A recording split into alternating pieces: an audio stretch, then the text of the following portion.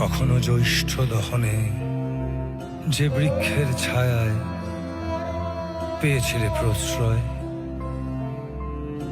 কখনো বা ঘোর বর্ষণে যে নিবিড় ছাতায় খুঁজেছিলে আশ্রয়।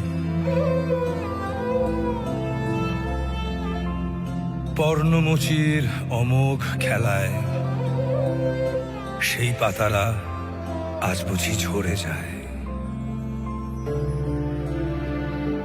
অবহেলার মেঘ সরে আলো দেখাক ভালোবাসা, পূর্ণ হোক চৈত্রের প্রত্যাশা।